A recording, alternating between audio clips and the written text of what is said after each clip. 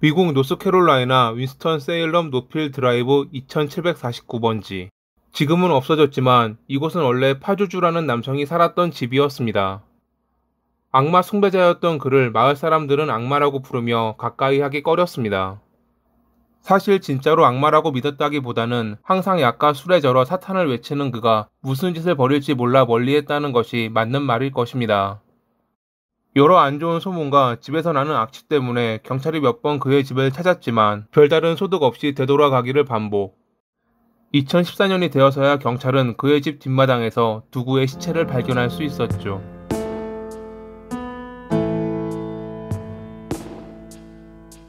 원래 파주주는 메소포타미아 신화에 등장하는 악마의 이름으로 개나 사자의 머리에 인간의 몸을 하고 온몸이 비늘로 덮인 모습을 갖고 있으며 바람과 함께 열병을 가져다 주는 존재로 여겨졌습니다. 하지만 또 반대로 다른 악마의 침입을 막고자 숭배하는 이들도 있었다고 합니다. 생소한 이름일지 모르지만 공포영화 엑소시스트에 나오는 악마가 바로 파주주입니다. 오늘 소개해드릴 나쁜 사람인 파주주라는 남성의 원래 이름은 존이었지만 악마 숭배에 빠져 이름을 그리 바꾼 것이었습니다. 1978년 8월 12일에 미국 캘리포니아 샌프란시스코에서 태어난 파주주는 어린 시절에 관해선 정보가 그리 많지 않기에 이야기가 조금씩 다릅니다. 몇 가지 확실했던 것에 대해서만 다루자면 그가 12살이 되었을 때 부모님이 이혼했고 그 뒤로 어머니와 함께 앞으로 사건이 벌어질 노필 드라이브 2749번지에 살았다는 것입니다. 그는 악마와 흑마법에 관심이 많았습니다. 학교 친구들에게는 자기에게 특별한 힘이 있다고 자랑하고 다닐 정도였죠. 어찌 보면 여기까지는 흔하게 보이는 중2병 증세였지만 그는 시간이 지나도 나아질 기미가 없었고 오히려 더 빠져들었습니다. 그러다 보니 주변 사람들은 그와 가까이 하는 것을 꺼렸고 혼자 있는 시간이 많아지자 망상이 심해지며 안 좋은 방향으로 흘러갔습니다. 학교에서 배우는 것들이 모두 시간만 낭비하는 것이라 생각한 그는 고등학교 1학년 때 자퇴한 뒤 집에 틀어박혀 악마라는 것에 몰두했습니다.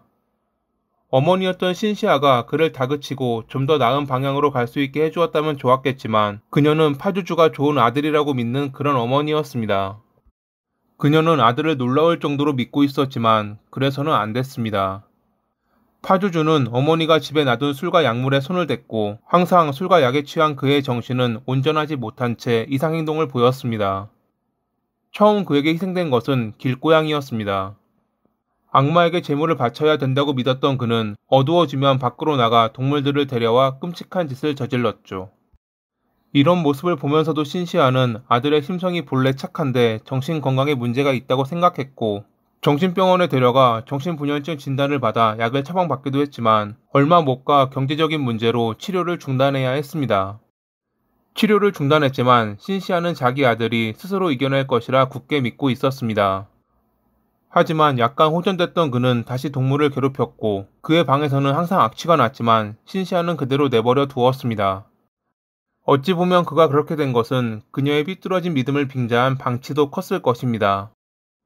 2002년에 존에서 파주주로 이름을 바꾼 그는 이때부터 감염과 질병을 막는 방법이라며 목욕과 이닦기를 중단했습니다.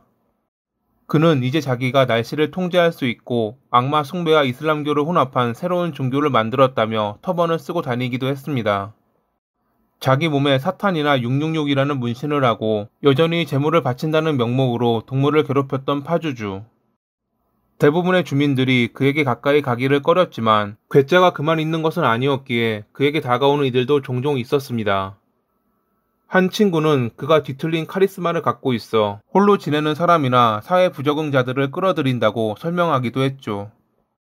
많은 괴짜들이 그의 집을 드나들었고 그 역시 이에 대해 저지하지 않았습니다.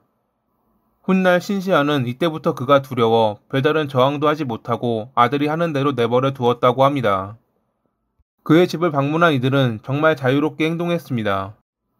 소파를 찢고 가전제품을 부수고 침대에 소변을 보고 심지어 자기들끼리 다퉈 유혈 사태를 일으키기도 했죠. 파주주는 자기 이빨을 날카롭게 갈아 손을 물어 피가 나도록 한 뒤 자기가 마시거나 괴짜들에게 제공했습니다. 괴짜들은 그의 피에 악마의 힘이 담겨있다고 믿으며 그것을 받아 마시기도 했습니다. 그런 괴짜들 중에는 여성도 있었는데 그중 그와 약혼한 엠버라는 여성은 결혼은 아직이었지만 SNS에 부부로 등록할 정도로 그에게 빠져 있었습니다. 엠버의 가장 친했던 친구는 그녀가 그를 만나기 전에는 어디서나 볼 수 있는 평범한 여성이었지만 그를 만나면서 가족들과 멀어졌고 이상하게 변했다고 주장했습니다. 2749번지는 파주주와 그를 따르는 괴짜들 때문에 항상 난잡했고 오물과 여러 동물 사체의 악취로 가득했습니다. 파주주는 항상 그들에게 지하에 소환 의식에 사용하는 시체가 있어 악취가 나는데 가끔 거기서 도망치는 놈들이 있으니 보면 막으라고 경고했습니다. 몇몇 이들은 이를 농담이라 생각했지만 또 몇몇 이들은 진짜라 믿었습니다. 그는 이런 언변과 이상행동 때문에 자주 의심받았습니다. 2010년에 파주주가 동물을 자주 괴롭혔던 강 근처에서 사망한 남성이 발견됐고 그가 의심받긴 했지만 다른 이의 범행으로 밝혀진 적도 있었고 동네에서 실종된 조슈아라는 남성이 그의 뒷마당에 묻혔다는 소문 때문에 경찰이 그의 집을 방문하는 소동이 있기도 했습니다. 당시 경찰견까지 동원됐지만 다른 악취 때문인지 뒷마당에서 아무것도 찾아내지 못했다고 합니다. 2011년 11월에 신시아는 경찰서를 방문해 2년 전 자신의 집에서 살인이 일어났다고 주장하기도 했습니다. 총소리를 듣고 거실로 갔는데 아들의 약혼자인 엠버가 총을 들고 있었고 소파에는 미동도 없는 남성이 앉아 있었다고요. 하지만 전에 허탕친 것도 있고 그녀의 주장만으로는 부족했기에 경찰은 집안을 수색해도 되는지 물었는데 그녀는 그 말을 듣자 안색이 안 좋아지더니 없던 일로 해달라며 경찰서를 빠져나갔습니다. 그 모습을 본 경찰은 괴짜 아들의 괴짜 어머니라며 크게 신경 쓰지 않았죠. 하지만 2014년에 파주주의 옛 친구이자 참전 용사였던 남성이 그의 집 뒷마당에 시체가 묻혀 있다고 장담하며 신고하자 경찰은 수색영장을 받은 뒤 장비까지 동원해 뒷마당을 조사했고 거기서 2009년에 실종된 조슈아와 토미의 유골을 발견했습니다. 범행 내용에 대해서는 자세하게 알려지지 않았지만 파주주는 조슈아를 살해한 뒤 지하실에 숨겼고 나중에 엠버의 도움을 받아 뒷마당에 묻었다고 합니다. 토미는 신시아가 보았던 엠버가 살해한 남성이었고 그의 유기를 도운 건 파주주였죠. 그리고 그의 두 번째 약혼자인 크리스탈이라는 여성도 그들의 유기를 도왔다는 것이 밝혀지며 3명 모두 체포됐습니다. 이 사건에서 지역 경찰은 많은 비난을 받았습니다. 악취 때문에 혹은 악마를 숭배하는 파주주의 모습이 꺼림직해 그동안 제대로 된 수사를 벌이지 않고 방치하는 바람에 피해자가 나왔다고 말이죠. 2017년에 엠버는 2급 살인에 대해 유죄를 인정하며 최소 30년 8개월에서 최대 39년 2개월의 징역을 선고받았고 유기를 도왔던 크리스탈은 최대 4년 10개월의 징역을 선고받았습니다.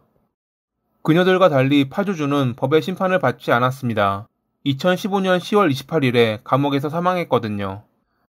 정확한 사인은 공개되지 않았지만 타살은 아니었고 발견 당시 그는 손에 피를 흘리고 있었다고 하니 아마 본인의 날카로운 이빨로 손에 상처를 냈던 것은 아닐까 싶습니다. 신문 당시에 그는 범행 동기에 대해 밝히지 않았지만 많은 이들이 동물을 제물로 사용했던 그가 결국 사람까지 손을 댔던 것이라 믿고 있습니다.